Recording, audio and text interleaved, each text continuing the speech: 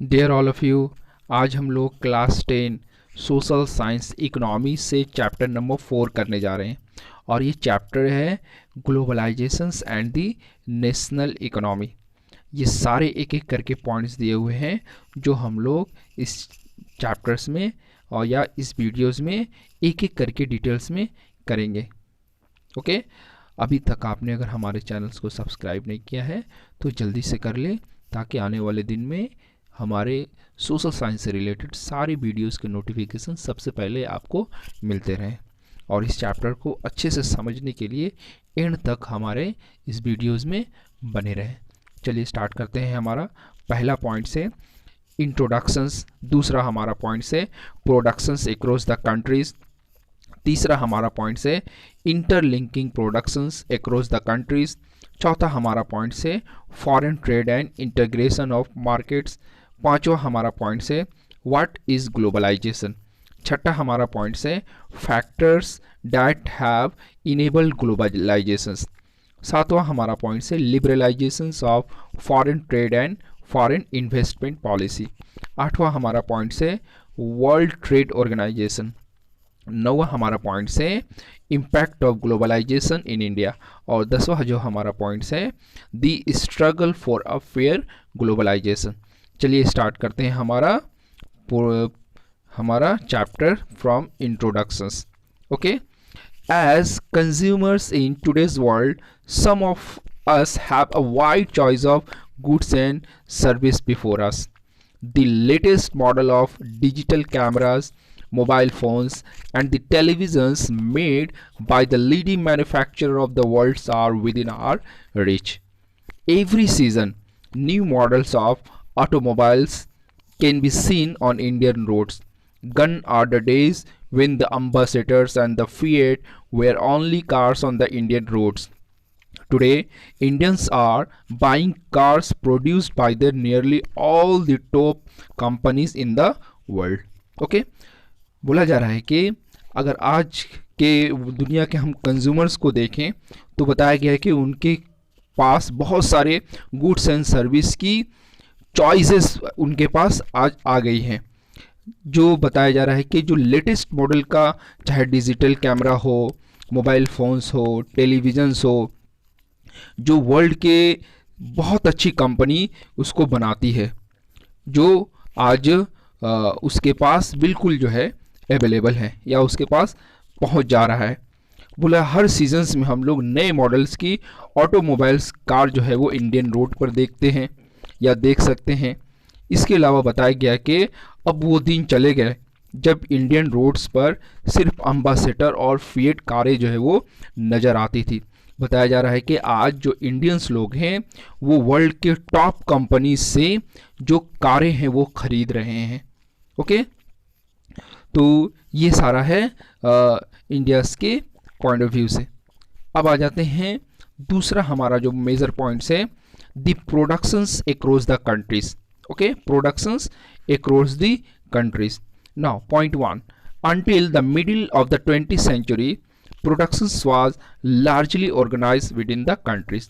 Okay, यहाँ बोला जा रहा है middle of the 20th century. Middle of the 20th century कहने का मतलब कि 1950 के आसपास या 1950 में जो एक तरीके से प्रोडक्शंस था वो कंट्रीज़ के अंदर में ही होता था। ओके, जो प्रोडक्शंस होती थी वो कंट्रीज़ के अंदर में ही होती थी, मतलब ये सीमित थी। दूसरा हमारा पॉइंट है colonies such as India export the raw materials and the food stuff and important finished goods.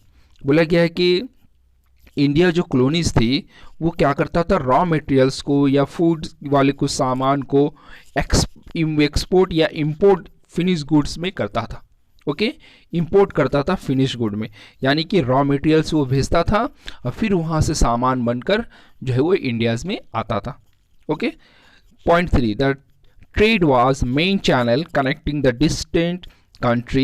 This was done before the large companies called multinational corporation emerged one of these scene. बोला जा रहा है कि जो trade होती थी वो main जरिया था दो बहुत सारी कंट्रीज को एक दूसरे से कनेक्ट करने के लिए।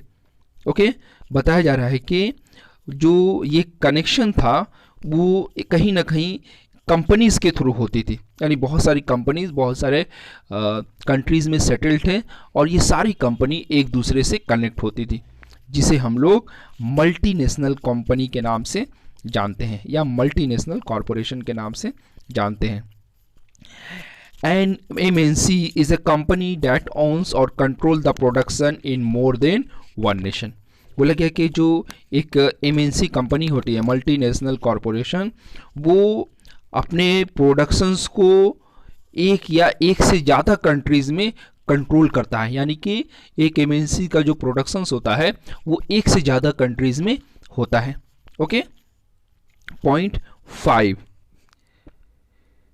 MNC set up offices and factories for productions in region where they can get cheap labor and other resources। बोला जा रहा है कि जो MNC अपनी ऑफिस या फैक्ट्रीज को वहाँ पर सेट करती है या उन इलाकों में सेट करती है जहाँ पर उसे सस्ते में लेबर्स मिल जाते हैं और सस्ते में रिसोर्स जो है वो मिल जाते हैं। Okay, Point 6, MNC are not only selling its finished products globally, but more important, the goods and services are produced globally। बोला गया है कि MNC ना ही सिर्फ अपने फिनिश गुड को वर्ल्ड लेवल पे सेल करती है, बल्कि ये और भी इम्पोर्टेंट हो जाता है कि ये गुड्स एंड सर्विस जो है वो ग्लोबली जो है वो एक तरीके से प्रोड्यूस करती है, वर्ल्ड लेवल पे प्रोड्यूस करती है। Okay, As a result, production is organized in increasingly complex way। इसका मतलब है कि कहीं ना कहीं जो प्रोडक्शंस हो रहा है MNC के थ्रू वो एक कॉम्प्लेक्स वे में है। कॉम्प्लेक्स वे में कैसे हम कह सकते हैं कि सपोज दैट चाइना में जो है वो एक तरीके से फिनिशिंग गुड हो रही है, ठीक है, उसका जो कुछ पार्ट्स है वो मैक्सिको में बन रहा है, फिर उसका जो असेंबली है वो किसी और कंट्रीज़ में हो रही है, और लास्ट में जब सर्विस प्रोवाइड करने की बारी आती है तो वो इंडियाज़ में सेटल हो जाता है। ओके, इसका मतलब है कि कहीं ना कहीं एक ही प्रोडक्शंस चाइना से, मैक्सिको से, फिर जाके इंडिया से रिलेटेड है। ओके, तो इसका मतलब है कि ये कहीं ना कहीं कॉम्प्लेक्स वे में जो है वो सेटल है। ओके, चलिए अब आते हैं, हमारा मेजर 3 पॉइंट्स है interlinking productions across the country. Interlinking products, okay, productions यानी एक प्रोडक्शन जो है वो डिफरेंट कंट्री से कनेक्ट होता है। Okay, point 1, in general MNC setups productions where there is a close to the markets where there is a skilled and unskilled labor available at the low cost and where the availabilities of the factories of production is assured। बोला जा रहा है कि जो MNC है वहाँ पर अपना प्रोडक्शंस करती है जहाँ पर मार्केट जो है वो क्लोज में होता है। ओके, जहाँ मार्केट बहुत नज़दीक में होता है। इसके अलावा जहाँ स्किल्ड और अनस्किल्ड लेबर बहुत ही लो कॉस्ट में अवेलेबल होते हैं। इसके अलावा बताया जा रहा है कि फैक्ट्री जो है वो ये सारी बातें जो है एश्योर्ड करती है अपने प्रोडक्शंस के लिए। इसका मतलब है कि जहाँ उसको प्रोडक्शन या फैक्ट्री सेटअप करना है वहाँ मार्केट होनी चाहिए, स्किल्ड अनस्किल्ड लेबर होनी चाहिए। ओके, ये सारे जो है वो सस्ते में मिल जाए। ओके, तब जाकर वहाँ MNC कहीं ना कहीं अपना प्रोडक्शंस को एश्योर्ड करती है कि यहाँ पर हमें फैक्ट्री सेटअप करना है। Point 2, the money that is spent to buy the assets such as land, buildings, machines and other equipment is called investment। The investment made by the MNC is called foreign investment। बोला जा रहा है कि MNC बहुत सारे पैसे जो है वो लैंड खरीदने में करती है, बिल्डिंग्स खरीदने में करती है, मशीन्स खरीदने में करती है, और बहुत सारे जो इक्विपमेंट्स की ज़रूरत पड़ती है वो सारे खरीदने में करती है। बताया गया है कि इस तरीके से जो MNCs के द्वारा इन्वेस्टमेंट किए जाते हैं उसे हम लोग फॉरेन इन्वेस्टमेंट के नाम से जानते हैं। Okay, point 3, the benefit to the local company such as joint productions is twofold. बोला गया है कि बहुत सारी जो कंपनीज हैं लोकल कंपनी, उसके साथ क्या होता है, एक कॉलिशंस, एक समझौता होता है। ओके, और इस तरीके से बताया गया है कि कहीं ना कहीं जो प्रोडक्शंस है वो 2 गुना बढ़ जाता है। ओके, चलिए आगे बढ़ते हैं, हमारा कैसे बढ़ जाता है थोड़ा देखते हैं हम लोग। Point 1, MNC can produce money for the additional investment like buying new machines for the faster production। बोला गया कि MNC जो है वो एक तरीके से कुछ ज़्यादा इन्वेस्टमेंट करती है कि जैसे कि नए तरीके की मशीन जो है वो खरीदा जा सके ताकि वो फास्ट तरीके से यानी बहुत तेज़ी में जो है वो प्रोडक्शंस कर पाए। दूसरा है MNC might bring with them the latest technology for the productions. Okay, बोला गया है कि अगर मान लिया जाए कि दूसरे कंट्री से अगर कोई MNC आकर सेटल हो रहा है इंडिया में तो ऑब्वियसली वो वहाँ की टेक्नोलॉजी को प्रोडक्शंस के लिए लाएगा। ओके, इसका मतलब है कि अगर कोई कंपनी के साथ ये समझौता करती है MNC उस कंट्री में सेटल होने के लिए, तो वहाँ पर दो काम जो है वो बहुत ही ज़बरदस्त होगा, एक इन्वेस्टमेंट होगा और दूसरा जो है लेटेस्ट टेक्नोलॉजी जो है वहाँ पर आएगी। ओके, चलिए अब हमारा मेजर बड़ा पॉइंट है पॉइंट 4।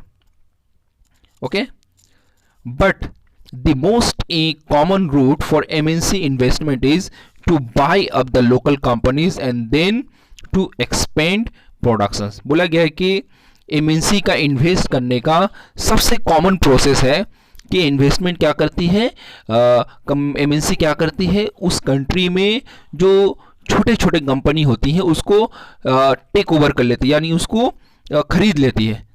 ठीक है, और इस तरीके से बताया जाता है कि वो अपने प्रोडक्शंस को जो है वो एक्सपेंड करती है, बढ़ाती है। जैसे अगर हम लोग देखें तो US का एक बड़ी कंपनी है जिसको कारगिल फूड कहा जाता है। ओके, तो वो जब इंडियाज़ में सेटल होने आई तो बिल्कुल उसी तरीके की एक कंपनी इंडिया में थी छोटी जिसका नाम था पराग फूड।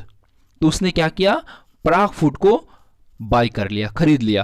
तो इसे खरीदने से क्या हुआ, एक तो उसकी बनी बनाई सारा कुछ उसे मिल गया।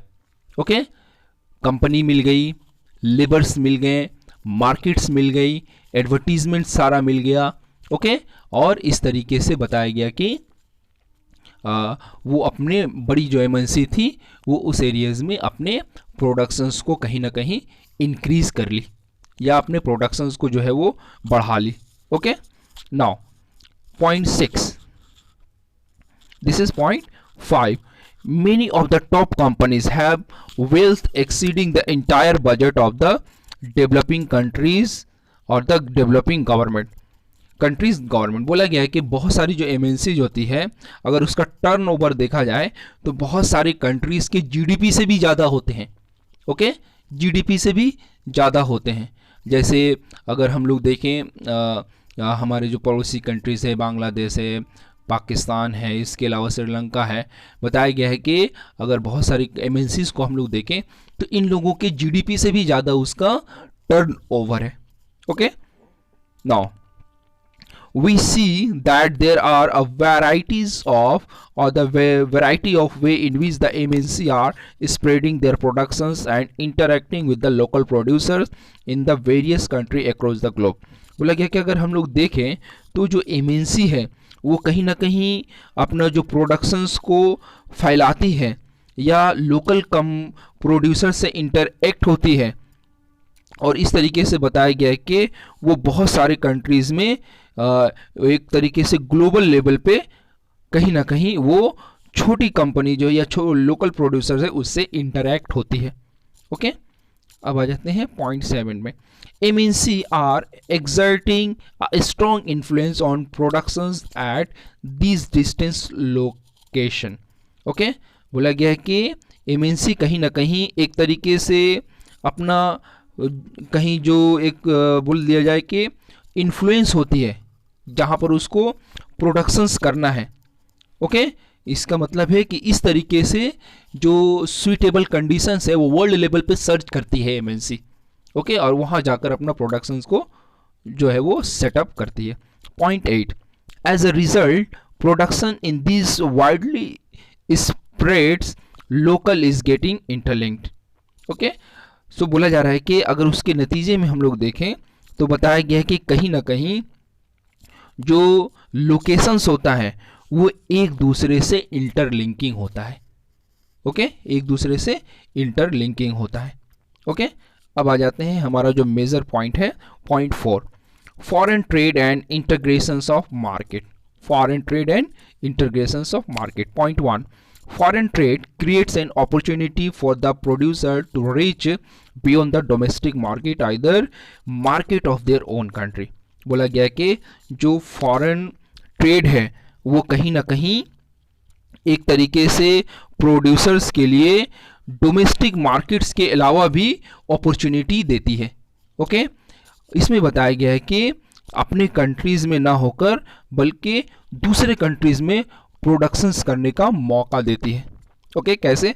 मान लिया जाए कि जो फॉरेन ट्रेड है, ओके, फॉरेन ट्रेड है वो कहीं ना कहीं जो अपने इंडियाज़ के प्रोड्यूसर्स हैं उसको दूसरे कंट्रीज़ में मौका देती है अपने प्रोडक्शंस को फैलाने के लिए। Okay, point 2, for the buyers importance of goods produce in another country is one the way expanding the choice of goods beyond what is domestically produce. बोला गया है कि एक तरीके से जो बायर्स हैं, ओके, जो गुड्स को प्रोड्यूस करते हैं दूसरे कंट्रीज़ के अंदर में, इसका मतलब ये हुआ कि ये एक ऐसा वे है जहाँ पर वो अपने कंट्री से निकलकर दूसरे कंट्रीज़ में जाकर बिजनेस को फैलाने का उनको मौका मिलता है। Okay, point 3, in general with the opening of the trade goods travels from one market to another. बोला अगर आमतौर से हम लोग देखें तो जो मार्केट्स ओपन होता है उसमें गुड्स हो, ट्रेड हो, वो क्या होता है, एक मार्केट से दूसरे मार्केट में जो है वो जाता है। ओके, एक मार्केट से दूसरे मार्केट में जाता है। Point 4, foreign trade does result in connecting the markets और integration of market in different countries. बोला गया कि बस अगर इस तरीके से हम लोग देखें जो फॉरेन ट्रेड है वो कहीं ना कहीं मार्केट्स को कनेक्ट करता है और एक दूसरे से कनेक्ट करता है कंट्रीज़ को भी, यानी डिफरेंट कंट्रीज़ को भी एक दूसरे से कनेक्ट करता है। ओके, अब आ जाते हैं हमारा पॉइंट है 5, major point 5, what is globalization. Globalization क्या है? Point 1, a large part of the foreign trade is also controlled by MNC. बोला गया है कि जो फॉरेन ट्रेड है उसका कहीं ना कहीं एक बड़ा पार्ट जो है वो एमएनसी के द्वारा ही कंट्रोल किया जाता है। Okay, point 2, as result of greater foreign trade has been generated or the greater foreign trade has been greater integrations of productions and market across the country। बोला गया कि अगर रिजल्ट में हम लोग देखा जाए तो कहीं ना कहीं जो फॉरेन ट्रेड है वो एक तरीके से जो फॉरेन ट्रेड्स की जो मार्केट्स है उससे क्या होता है, एक दूसरे से कहीं ना कहीं मिले होते हैं, एक दूसरे से कहीं ना कहीं लिंक होते हैं। Okay, point 3, globalisations is a process of rapid integrations और इंटरकनेक्शंस बिटवीन कंट्री। इस तरीके से बोला जाता है कि जो ग्लोबलाइजेशन से वो एक प्रोसेस है जहाँ पर बहुत सारी कंट्रीज़ एक दूसरे से कहीं ना कहीं कनेक्ट होती हैं। Okay, now point 4, MNC are playing a major role in the globalization process. बोला जा रहा है कि जो एमएनसी है वो बहुत ही इम्पॉर्टेंट या बहुत ही बड़ा रोल प्ले करती है ग्लोबलाइजेशन के प्रोसेस में। Okay, point 5, more and more goods and services investment and technology are moving between the countries. Okay, इसका मतलब ये हुआ कि कहीं ना कहीं ज़्यादा से ज़्यादा गुड्स हो, सर्विस हो या इन्वेस्टमेंट हो या टेक्नोलॉजी हो, ये बहुत सारे कंट्रीज़ में आती जाती रहती हैं इसके वजह से। Okay, now point, major point हमारा जो है वो पॉइंट 6 है, फैक्टर्स दैट इनेबल्ड ग्लोबलाइजेशन। बोला क्या फैक्टर्स है जो ग्लोबलाइजेशन को लाता है, जिसकी वजह से ग्लोबलाइजेशन पॉसिबल होता है। Point 1, rapid improvement in technology has been a major factors that stimulated the globalization process. बोला गया है कि कहीं ना कहीं एक तरीके से टेक्नोलॉजी में इम्प्रूवमेंट होता है। ओके, और इस तरीके से बताया गया है कि इसमें ग्लोबलाइजेशन वाला जो फैक्टर्स है कहीं ना कहीं उसमें भी एक तरीके से हम लोग देखते हैं टेक्नोलॉजी का investment. Okay, point 2, for instance the past 50 years have been several improvements in transportation technology। बोला गया कि अगर हम लोग 50 साल के रिकॉर्ड्स को अगर देखें तो कहीं ना कहीं जो ट्रांसपोर्टेशन टेक्नोलॉजी है उसमें बहुत ज़्यादा इम्प्रूवमेंट हुआ है।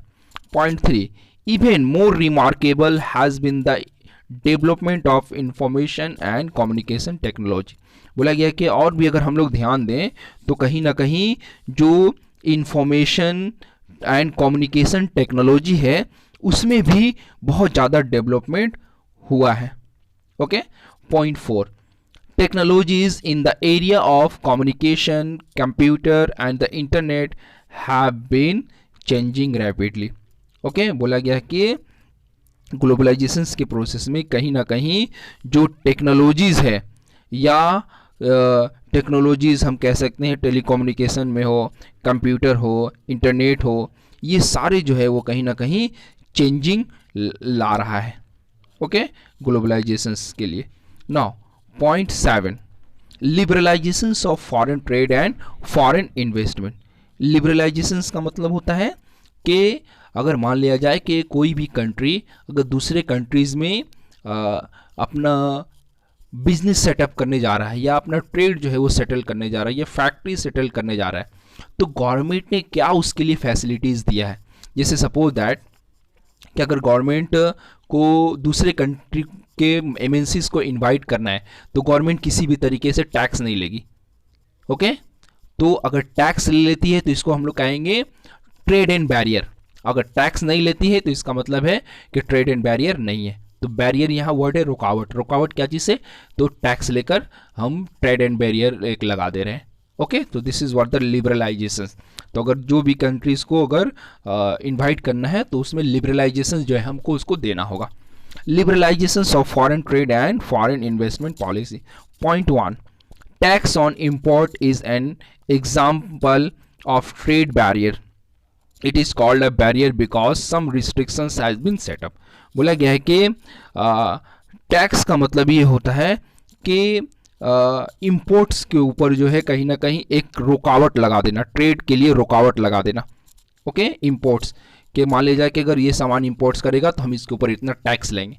ओके, तो इसका मतलब कहीं ना कहीं ये बैरियर हो गया, तो जिसको हम लोग ट्रेड बैरियर के नाम से जानते हैं।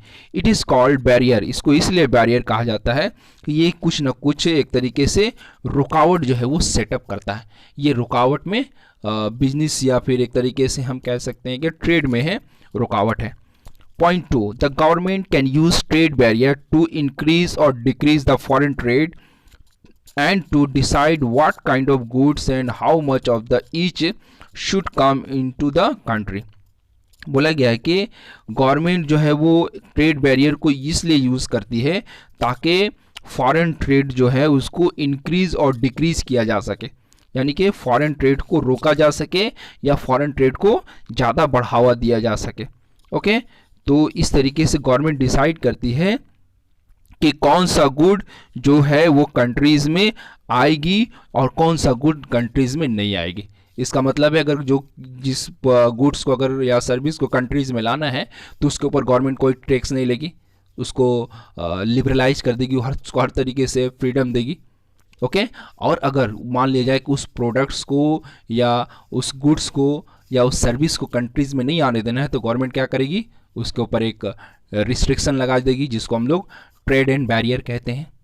ओके, या इंपोर्ट्स के ऊपर उसका टैक्स लगाएगी government.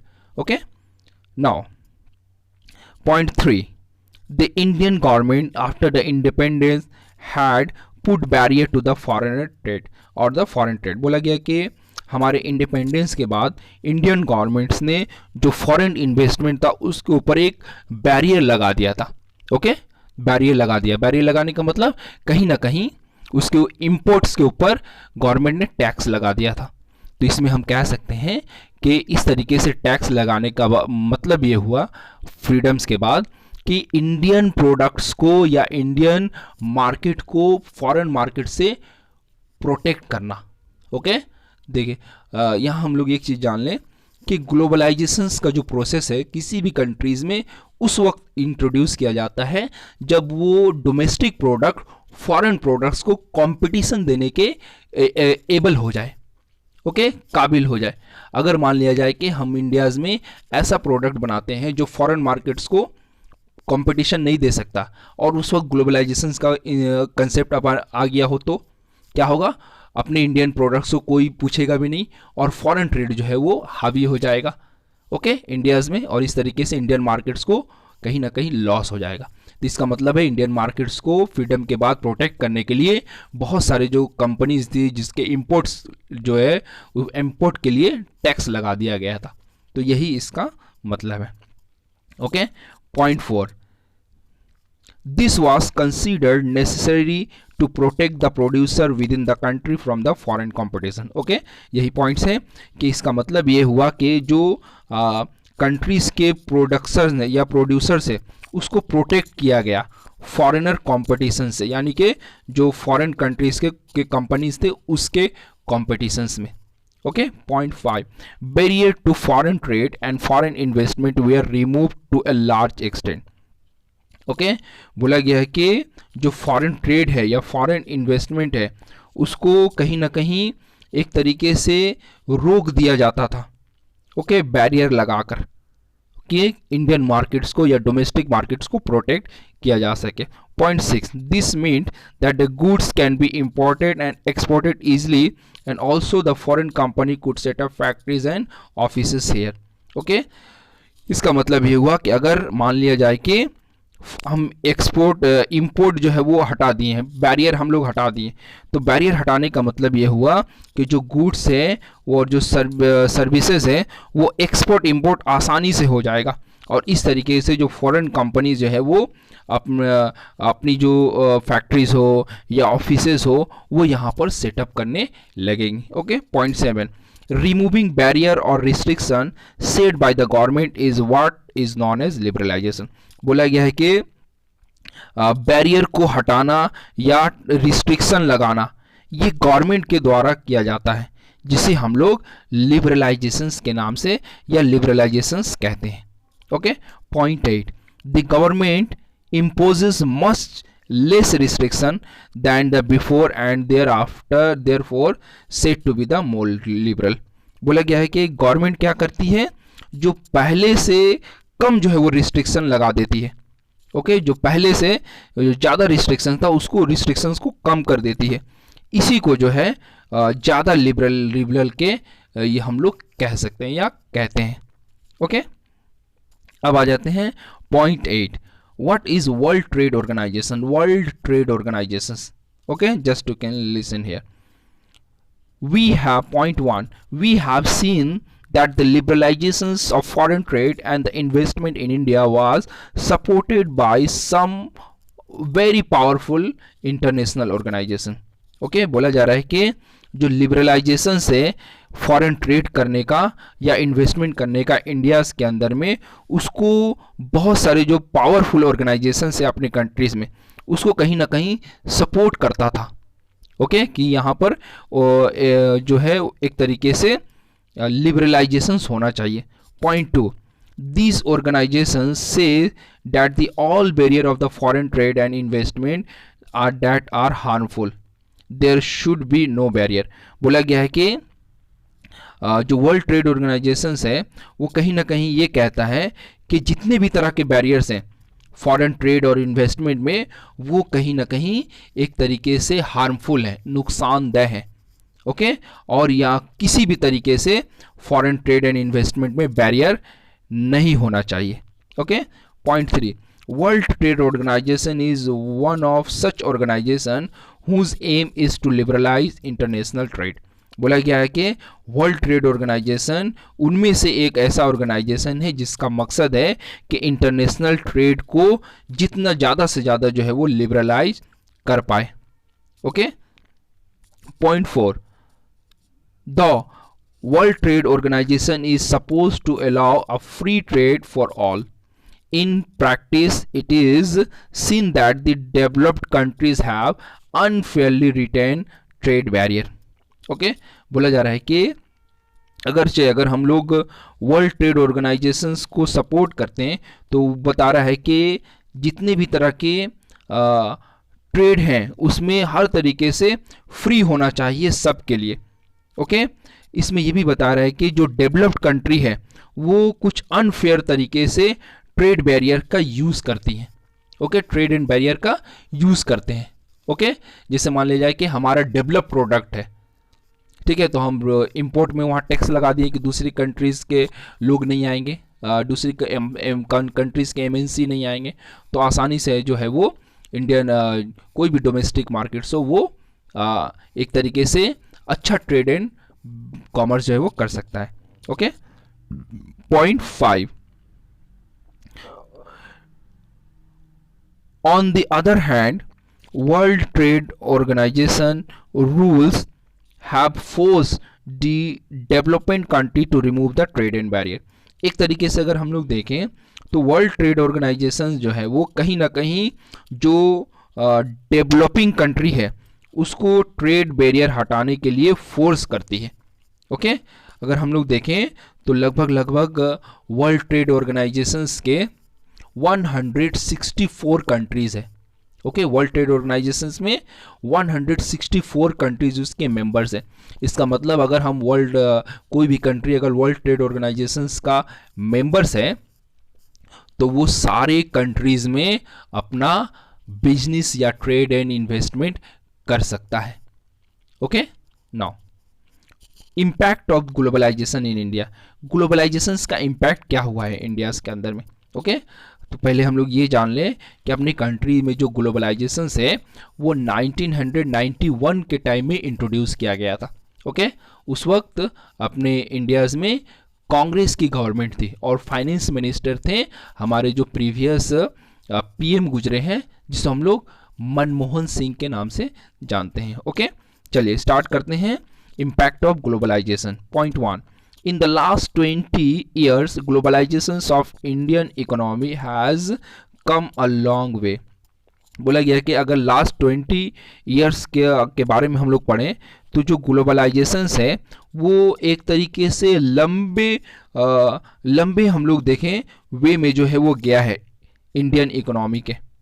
Okay, point 2, globalizations and greater competitions among the producers, both local and foreign producers, has been of advantages to the consumer, particularly the well-off section in the urban areas। बोला गया है कि ग्लोबलाइजेशंस की वजह से कहीं ना कहीं जो एक ग्रेटर बहुत ज़्यादा कंपटीशन आया है प्रोड्यूसर्स के अंदर में, चाहे वो लोकल प्रोड्यूसर्स हो या फॉरेन प्रोड्यूसर्स हो। ओके, और इसका सीधा जो है वो एडवांटेज या बेनिफिट जो है वो कंज्यूमर को मिला है। ओके, पार्टिकुलरली उस एरियाज़ में, या हम कह सकते हैं कि जो अर्बन एरियाज़ में रहने वाले लोग हैं उनके लिए। ओके, कैसे मान लिया जाए कि जो ग्लोबलाइजेशन का कंसेप्ट आ गया है तो बहुत सारे प्रोड्यूसर्स आएंगे एक कंट्रीज़ में और सारे कोई अपने अपने प्रोडक्ट्स को सेल करेंगे, और जहाँ पर कॉम्पिटिशन्स मार्केट्स होगा वहाँ पर क्या होगा, जो हमारा गुड्स है उसका कहीं ना कहीं प्राइस भी कम होगा। ओके, तो इसका डायरेक्ट फ़ायदा जो है वो वेराइटीज़ हो या फिर क्वालिटीज़ हो या फिर प्राइस में कम हो, ये सारा बेनिफिट जो है कहीं ना कहीं कंज्यूमर्स को मिलेगा। Okay, point 3, as a result these people today enjoy much higher standard of living that was possible earlier। बोला गया इसके नतीजे में अगर हम लोग देखें तो आज के जो पीपल्स हैं वो बहुत ज़्यादा जो है वो स्टैंडर्ड को मेंटेन करेंगे उन लोगों के कंपैरिजन में जो उससे पहले गुजर चुके हैं। Okay, point 4, MNC have increase their investment in India over the past 20 years which mean investment in India has been the beneficial for them। इसका मतलब है कि जो एमएनसीज हैं उसकी अगर हम लोग रिकॉर्ड के बारे में जानें तो लास्ट 20 ईयर्स में, यानी कि गुजरे हुए 20 ईयर्स में उन्होंने बहुत ज़्यादा जो है इन्वेस्टमेंट को अपना बढ़ा दिया है इंडिया के अंदर में, और इसका मतलब ये हुआ कि डायरेक्टली कहीं ना कहीं इसका बेनिफिट उन लोगों को मिल चुका है या उन्हें मिला है। ओके, यानी इन्वेस्टमेंट हम वहीं पर करेंगे जहां पर हमको बेनिफिट मिले। तो एमएनसी ने लास्ट 20 ईयर्स में बहुत ज़्यादा अपने कंट्री के अंदर में इन्वेस्टमेंट किया है और उसका बेनिफिट भी उन लोगों को मिला है। Okay, point 5, several of the top Indian companies have been able to benefit from the increased competition. Okay बोला गया कि इंडिया का जो कुछ टॉप कंपनीज है उसको भी इसका बेनिफिट मिला है इस कंपटीशन के वजह से. ओके क्या कम मिला है कि मान लिया जाए कि अगर कॉम्पिटिशन्स आ गई हमको एमएनसी से, एक इंडियन कंपनी है और एक फॉरेनर कंपनी है, अगर दोनों में कॉम्पिटिशन्स हो रहा है तो इसका मतलब होगा कि इंडियन प्रोडक्ट को कहीं ना कहीं फॉरेन प्रोडक्ट्स के मुताबिक या उसके कंपैरिजंस में अपना स्टैंडर्ड को बढ़ाना होगा. और अगर प्राइस भी ज़्यादा है तो प्राइस को भी जो फॉरेनर गुड्स है उसके कंपैरिजंस में लाना होगा, तभी जाकर एक तरीके से हम उस फॉरेनर गुड्स को कंपटीशन दे पाएंगे. इसका मतलब ये हुआ कि ये कहीं ना कहीं एक तरीके से एक इशारा है कि आप भी जो है वो फॉरेनर गुड्स के तरह स्टैंडर्ड को बढ़ाइए और मेंटेन कीजिए. Okay. Point 6. Moreover, the globalization has enabled some large Indian company to emerge as a multinational themselves. Okay इसका मतलब ये हुआ कि ग्लोबलाइजेशन के वजह से कहीं ना कहीं जो इंडियन कंपनी है उसको मल्टीनेशनल कंपनी में बदलने का मौका मिल रहा है. ओके यानी कि अगर जैसे हमने बताया कि अगर 164 कंट्रीज़ के आसपास वर्ल्ड ट्रेड ऑर्गेनाइजेशंस के मेंबर्स हैं. ओके तो क्या होगा कि इंडिया मान लिया जाए कि उसका एक मेंबर है, तो इंडियन जो कंपनी जैसे टाटा है, रिलायंस है, जो बड़ी कंपनीज है अपने इंडियाज़ की, इसको भी मौका मिलेगा 164 कंट्रीज़ में अपने गुड्स एंड सर्विस को प्रोड्यूस करने के लिए. ओके तो इसका मतलब ये हुआ कि जो इंडियन कंपनी है उसको भी मौका मिल रहा है मल्टीनेशनल कंपनी होने के लिए. Okay. Point 7. Globalization has also created new opportunity for companies providing service, particularly those involving IT. Okay globalisations की वजह से बताया गया कि बहुत सारी न्यू अपॉर्चुनिटीज़ आई हैं कंपनी के लिए जो सर्विस जो है वो प्रोवाइड करे. पार्टिकुलरली बताया गया कि उस एरियाज में जो आईटी में से इन्वॉल्व है, आईटी सेक्टर से. ओके मान लिया जाए कि बहुत सारी कंपनीज हैं जैसे वॉल्क्सवैगन ही है. ओके वॉल्क्सवैगन कंपनी है जो कार प्रोड्यूस बनाती है, तो वो क्या करती है, मान लिया जाए कि उसको अगर सर्विस प्रोवाइड करना है तो ऑब्वियसली वो कहीं ना कहीं आईटी सेक्टर्स को इनमें भी इन्वेस्ट करेगी. ओके तो इसका मतलब है कहीं ना कहीं उसको आईटी सेक्टर को भी में भी इन्वॉल्व होना पड़ेगा. ओके नाउ अब आ जाते हैं हमारा जो मेजर पॉइंट है, point 10. Okay the struggle for a fair globalization. Okay fair globalization के लिए स्ट्रगल करना. Okay point 1. People with education, skill and wealth have made the best use of the new opportunity. बोला कि ऐसे लोग जो जिनके पास एजुकेशन है, जो स्किल्ड है, जिनके पास वेल्थ है, वो इस तरीके की अपॉर्चुनिटी से सबसे अच्छा तरीके से फ़ायदा उठाते हैं. Okay point 2. On the other hand there are many people who have not share the benefit. Okay अगर दूसरी तरफ हम लोग देखें तो बहुत सारे लोग जो इस तरीके के नहीं हैं, उनको इस तरीके की बेनिफिट नहीं भी मिलता है. Okay point 3. Fair globalization should create opportunity for all and also ensure that the benefits of globalizations are shared better. Okay बोला गया कि अगर सही तरीके से हम लोग ग्लोबलाइजेशन का मतलब देखें तो ये सारे के लिए अपॉर्चुनिटी जो है वो लाता है. ओके और ये भी इंश्योर करता है कि जो बेनिफिट है ग्लोबलाइजेशन का वो सारे में जो है वो शेयर हो. उसके यानी ग्लोबलाइजेशन का जो बेनिफिट है वो सबको मिले. Okay point 4. The government can play a major role in making this possible. बोला गया कि इस तरीके से फेयर ग्लोबलाइजेशन में गवर्नमेंट जो है बहुत ही बड़ा रोल प्ले करती है. Okay point 5.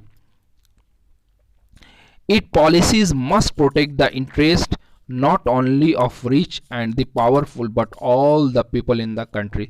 बोला गया कि गवर्नमेंट जो पॉलिसीज बनाती है उसमें एक तरीके से उन लोगों का इंटरेस्ट का ख्याल रखा जाए जो ना रिच हैं और ना ही एक तरीके से पावरफुल है, बल्कि सारे लोगों का जो है इंटरेस्ट का ख्याल रखे governments.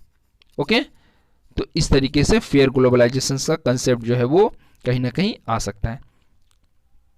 Okay, point 6, it can support small producers to improve their performance till the time they become the strong enough to compete. इसका मतलब ये हुआ कि ये कहीं ना कहीं जो स्मॉल प्रोड्यूसर है उसको सपोर्ट करता है कि तुम भी जो है अपने आप को इम्प्रूव करो। ओके, अपने परफॉर्मेंस को इम्प्रूव करो उस वक्त, और एक तरीके से स्ट्रॉन्ग हो जाओ कि तुम दूसरे को कंपटीशन दे पाओ। Okay, point 7, if necessary the government can use the trade and barrier.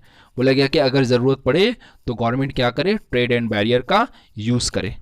Okay, that means trade and barrier को यूज करने का मतलब ये भी होता है कि डोमेस्टिक मार्केट को प्रोटेक्ट करे।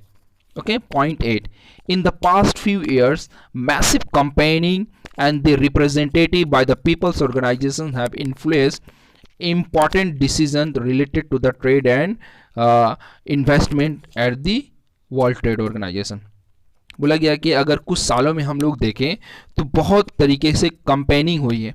इसके अलावा बहुत सारे जो ऑर्गेनाइजेशंस के रिप्रेजेंटेटिव्स हैं उन्होंने इस तरीके से डिसीजन लिया है कि जो ट्रेड एंड बैरियर्स है, जो एक तरीके से ट्रेड एंड इन्वेस्टमेंट है, वो ज़्यादा से ज़्यादा हो पाए वर्ल्ड ट्रेड ऑर्गेनाइजेशंस में।